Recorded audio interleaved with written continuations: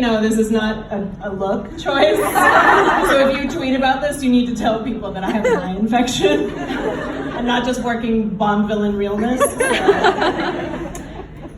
I mean, she is. I'm gonna take this. And I feel weird sitting behind this desk, so I'm gonna come around. And I'm gonna lean against this table so I don't tip over. Hi, thank you guys for coming. Now I'm really close up. You're gonna be really glad I have this eye patch on. It's pretty gross. My doctor was like, well, you know, it's important you don't get bacteria in there, so you're going to have to wear an eye patch. And I was like, go on. An excuse to be more extra? Don't mind if I do. Thank you guys for being here. I'm going to talk very briefly about Ninth House. Usually I would read, but I have no depth perception, so that's not happening. You're not missing much, really. I don't do the voices, I do the voices. It means a lot to me that you guys are here. It's always, I was talking to Reggie beforehand, and I was like, this always feels like I'm throwing a party and no one's gonna come. I think that when you have been the nerdy kid your whole life, and the person who ate lunch in the library, I think that there's always a fear that you're gonna throw the party and nobody will attend. But I think it's especially with Ninth House important to me because it's such a big leap for me. It's a very different kind of story. It's a story that's incredibly personal to me and that I've wanted to tell for so long. It was the first idea I brought to my agent when I signed with her. I signed with Jo Volpe with Shadow and Bone, and she said, what else do you want to write? And I said, well, I have this idea about the secret societies at Yale, which, if you guys don't know, I'm gonna just... wow, okay, hi. Did not anticipate that. So the societies are very real. And there are, at this point, something like 100 secret societies at Yale. But the societies we're most familiar with are known as the Ancient Eight. And they are these 8 landed societies, meaning they have tombs or clubhouses all around campus. And why are they called tombs? Because they have no windows. And that's really for 2 reasons. They'll tell you it's because it's about the life of the mind. It's turning inward instead of outward. I think it's because they want to look cool. And I wrote the book, so I get to decide.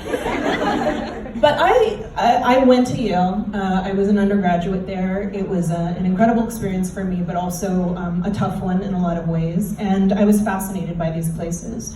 And very early on, I wanted to believe that there was something more than an old boy drinking club, you know, a place to network with the future masters of the universe. I wanted to believe that there was something truly beautiful and mysterious happening in these strange stone structures around campus. And I thought, wouldn't it be fun if each of these societies represented a different branch of occult magic? And wouldn't it be amazing if they yielded so many powerful alumni, presidents, publishers, hedge fund managers, Academy Award winners? What if the reason wasn't because they were just old money networks? What if it was because of this occult magic? And if you had these 8 societies full of undergraduates tampering with forbidden magic, you would need another house, a 9th house, to keep them from quite literally raising hell. And that was where the idea for this came from. And I pitched it to Jo, and she said, that sounds amazing. I don't know where we're gonna sell it.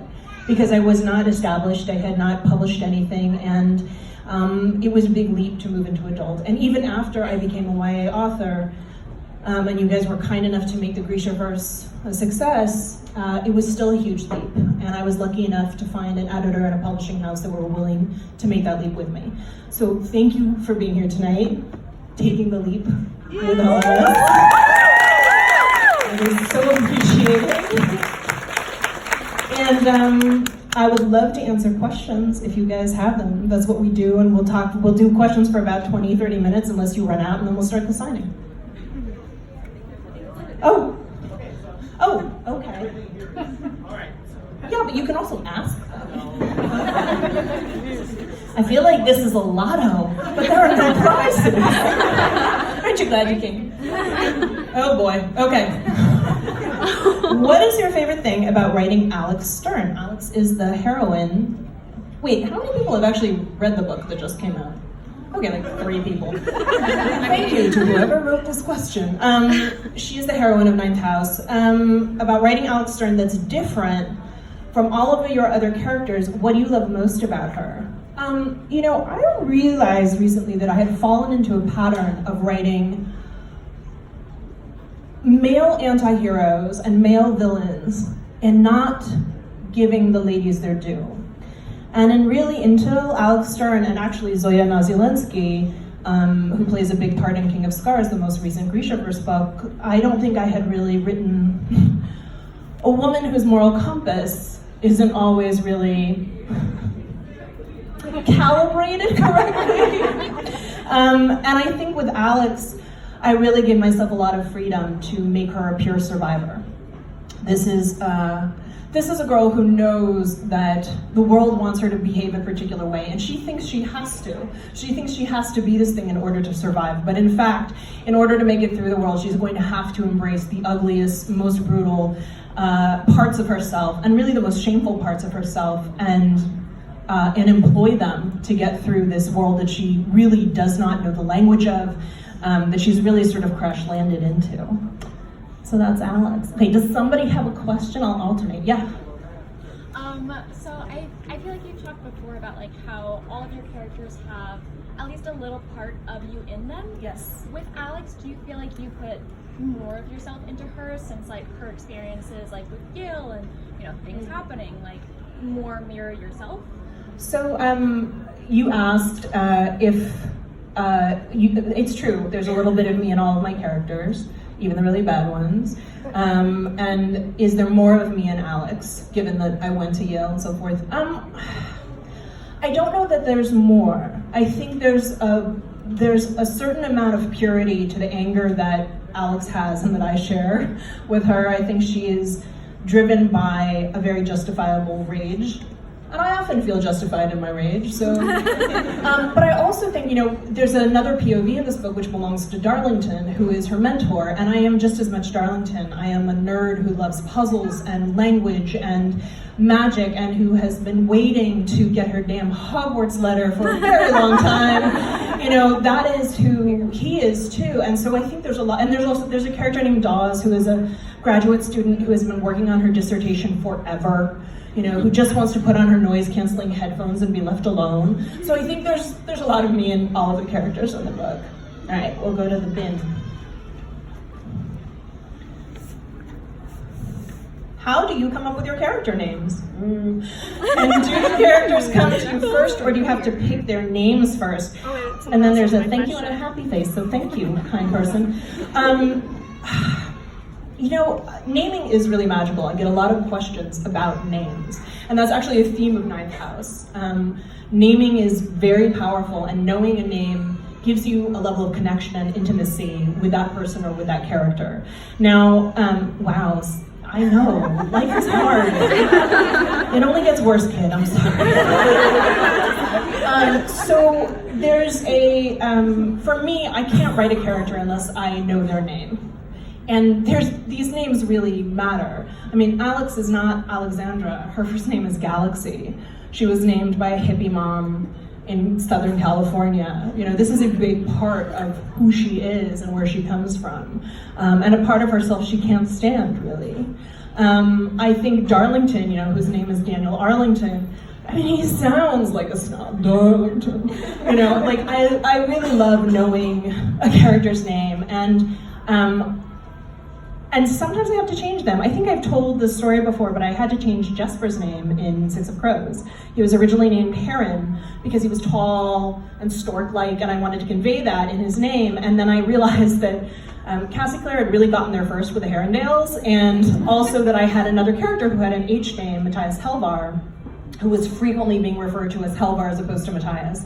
So certain names arrive clearly and perfectly, and other names I have to go looking for. Oh, and my favorite one is that Kaz wasn't originally named Kaz. He was named Baz. Thanks, Rainbow. Okay. Oh, wait. The audience. Yes, in the back. Yes. Please, is there a possibility of making a jewelry line based on all of your I like your stupid. I cannot personally now make a jewelry line. I am somewhat limited in what I can do for the Grishaverse because of the Netflix adaptation. However, I would love to make a very snaky, serpent-filled jewelry line for Ninth House. I mean, I have to say, I got this question in an interview with a reporter the other day where she was like, how did you get in the mood of Ninth House? It's so dark. And I was like, you realize I am happiest walking around the graveyard. Like, it was not a stretch. So I would love to do a witchy, dark collection or something like that. My dream is for somebody to come along and be like, make a plus-sized gothic fashion collection. I would be like, this is the dream. Everybody, get on Torrid or ASOS and be like, get my girl her collection. I'll do it. It'll be me. Okay, I'll do one of these. Hey, you have a snake tattoo. It's glorious. No. I really hope you like the book. What are the first 5 songs that come to mind in regards to Ninth House? Ooh.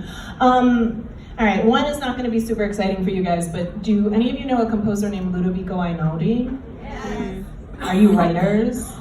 Yes. A lot of writers love to write to him. He's an Italian composer, and there's a song called Walk that for some reason I just listened to on repeat. He also it's from the same album as In a Time Lapse, which was what I listened to on repeat to write Six of Crows. There's something about his music that just flips a switch for me and allows me to access the storytelling part of my brain. I think Cities and Dust by Susie and the Banshees, Sister I'm a Poet by Morrissey, Me and the Devil by Soap and Skin. Is that 5? Anything by Fever Ray, but If I Had a Heart. Oh, so delicious. And I'm going to give you a bonus, which is Seven Devils by Florence and the Machine. Yeah, that song I feel like goes with all of my books. I just want to put on a gauzy dress and cue the wind machine, and it's all drama. I love it. Yeah. Anybody out there? Yes. I asked this in the bowl. You asked this in the bowl? I did. It is in the Magic Bowl. But I was wondering, you took a research trip back to New Haven. Was there anything that surprised you? Because I know you went to school there and you lived there, but was there something that you hadn't noticed before? So I was asked about my research trip to New Haven. You are very well informed. I did get to do a research trip for this book. I made sure to go in the dead of winter because I wanted to remember what it was like to live on the East Coast. The answer is it's horrifying. Did anything surprise me? Yes. New Haven surprised me. I went back there to research Yale. That's what I thought I was going there for. I had arranged some really lovely behind-the-scenes tours of the Beinecke Rare Books Collection and the Peabody Museum and the Elizabethan Club. They have a vault with Shakespeare's First Folio in it. They showed it to me. I was like, you do know I write heist books. Big mistake. So I had thought, and I even got to live in my residential college for about 5 days in a guest apartment. They didn't put me in somebody's room. Hi guys, who wants to do keg stands? The idea. So I thought I was going there to refresh my memory on Yale and learn more about the campus and the architecture and figure out really the way I wanted this book to play out. But I ended up touring around New Haven and its environs with a woman named Barbara Lamb, and I really fell in love with the city. And it's honestly embarrassing to realize how little you know about a place you lived for 4 years, and even longer, because I wrote for The Advocate after I lived there as a student. And yet, Advocate fans in the house. All right. There's the person who got me the job. She let me sleep on her couch. I broke up her relationship. It was fine. He sucked. Anyway,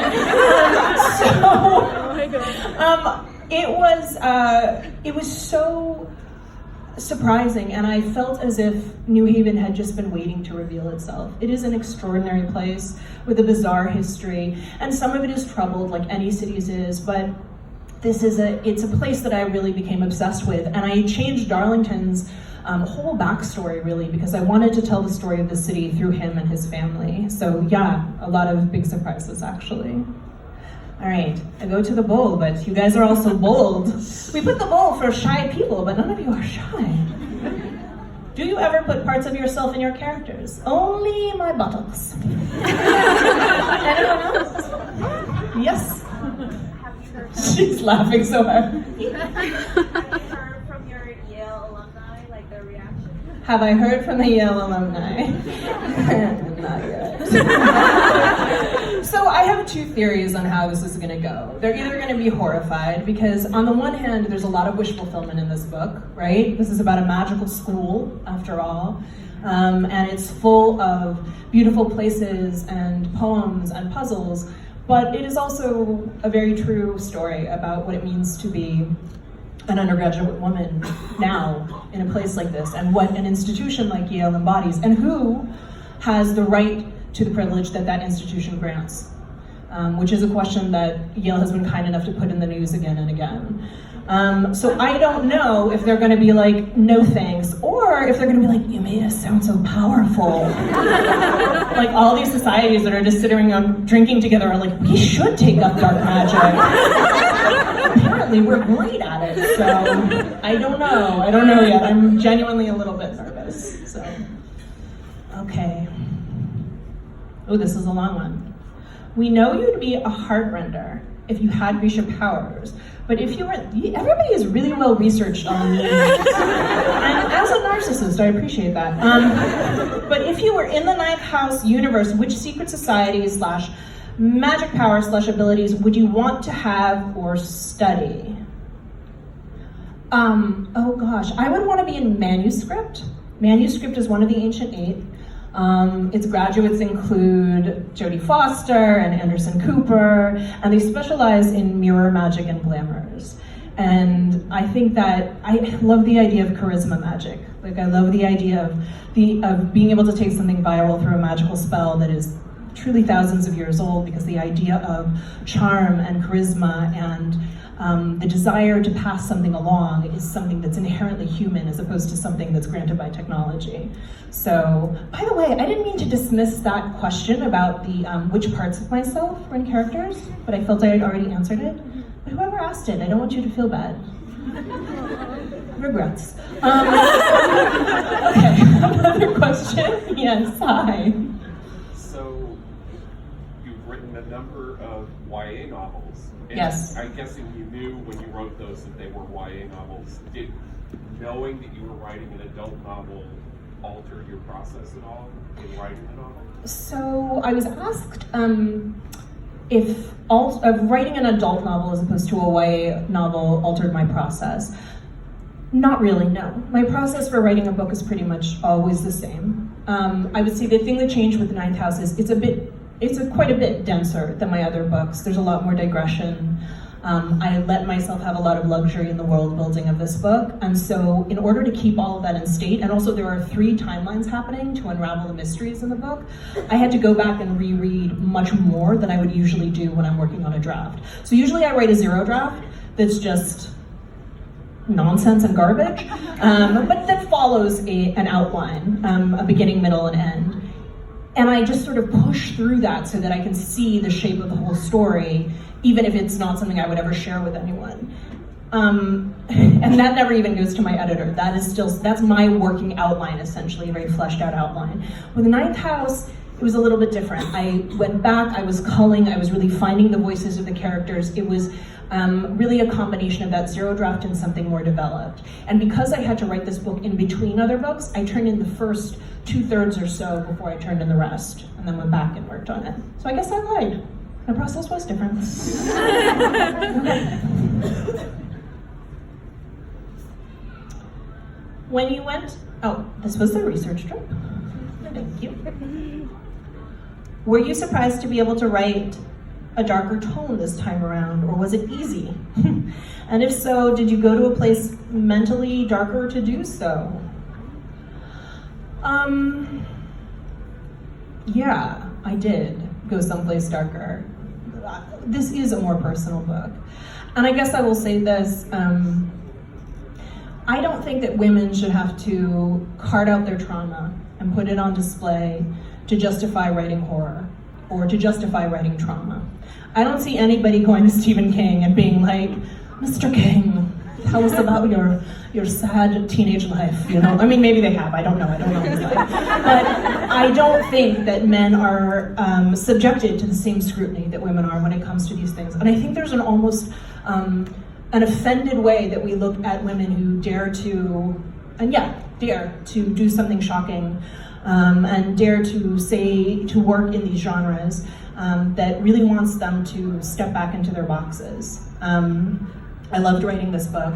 And I will say too, look, y'all are on Twitter, like, I'm sorry. But there was a lot of discussion around the content of this book. And it was a little bizarre to me because yes, it is dark. And yes, there are shocking things that happen and sad things and traumatic things, but there's also a lot of funny things. Like, I think this is actually a fun book with many jokes and lots of friendships, you know? That's my favorite thing, is a group of people going merrily to hell together. Like, that is my jam, you know? So I hope that people will go into this book knowing that yes, we're gonna walk a dark path together, but I am never gonna leave you without hope. It's just not the kind of story I tell. Oh, thank you. Yes, go ahead, and then I'll go to the back. So, making the Grecian March, you got to make your own map, you got to make your own places. Now you are set in an actual place, an area that everybody's very familiar with. Is that more tense for you that everybody's going to be double checking your work because it's not just your world now? Yes. So the question was, is it harder to work with somebody else's map as opposed to, of a real city, as opposed to just getting to invent a city? Yeah, it's so much harder. And there were times where I'm like, this is so inconvenient. I really need like a waterfall here, and there's just nothing. Or I'd be like, it would be impossible for them to get there in the time that they need to get there. And the amount of time I spent on Google Maps, I just, wow. And parts of the city I thought I knew, because when you dream of a place that you were, you change distance, you change the shape of things. And there were things I remember doing that I'm like, it was literally impossible for me to have been there at that time and then have gotten over to this place at this time. So it is utterly bizarre to write in the real world, but I also love it because it creates this tension that doesn't exist in secondary world fantasy. For me, the greatest pleasure comes from knowing the secret stories of a place. There's a building just like 3 miles from here where there is still a speakeasy on top of it. It's a storage building, a public storage facility. There's a speakeasy from Prohibition on there. There are tunnels that run through downtown to abandoned hotels. There's a square in New York where you can see giant owls with glowing eyes that are left over from a secret society loving newspaper owner. Like, to me, these things, or these moments, these places are where the magic still seeps through. It's where our world stops being ordinary. And I wanted to make New Haven a place like that for other people. So I hope I did that. Okay. Can you confirm or deny you were in a secret society? I was in a secret society.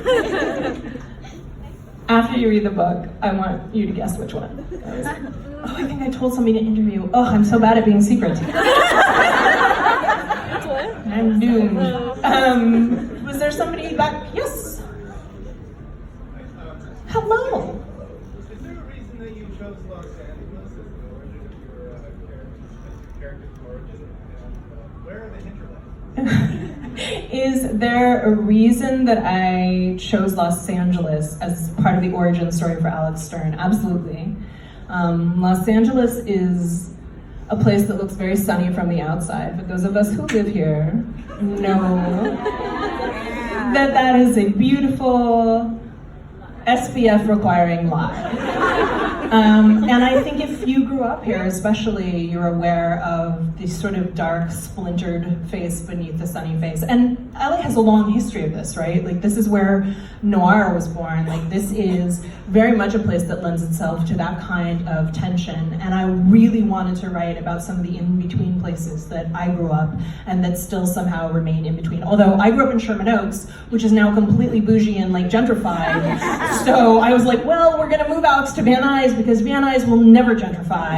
So y'all know. No one in New York is gonna get that joke, but thank you. Okay, I think we have time for like maybe one more question. Yes? I'm writing a screenplay that has murder in it. Murder? Do you have any advice for me?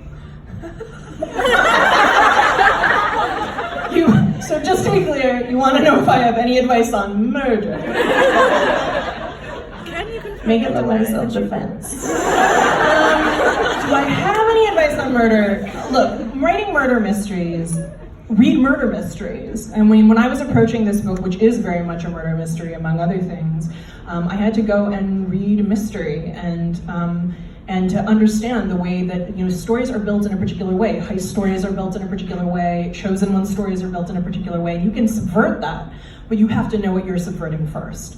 So things like alibis and suspect lists and police procedure are, to me, not particularly fun, but they are the things that I love when I am reading a mystery. So that's my only advice to you. Play a lot of Clue. Maybe one more, and then we'll be out. Oh my God, there's 3 of you. 3 really fast ones. Reggie first. So, you said you were in a secret society. Did a lot of your personal experiences, the things you see, the things you heard, go into this book? Are you sworn? Reggie wants to know if my personal experiences in a society are in this book. No. Societies are boring. They're actually incredibly boring. I love my society. I met very nice people, friends for life. But here's the thing. People, whenever they write about the societies at Yale, they want to demystify them. I want to hyper-mystify them. I am not interested in the real world. I am interested in magic. And I'm interested in magic as a metaphor for power. And for me, it's a very particular kind of power that operates in a world of privilege. It's not quite about who you know. It's not quite about how much money you make. It's a language that if you're on the outside of it, it might as well be a magic spell or an incantation, because it's that hard to learn the language of that world and to start speaking it as if you were native born to it. I never mastered it, but that is part of the way that magic operates in this world. Quick, yes?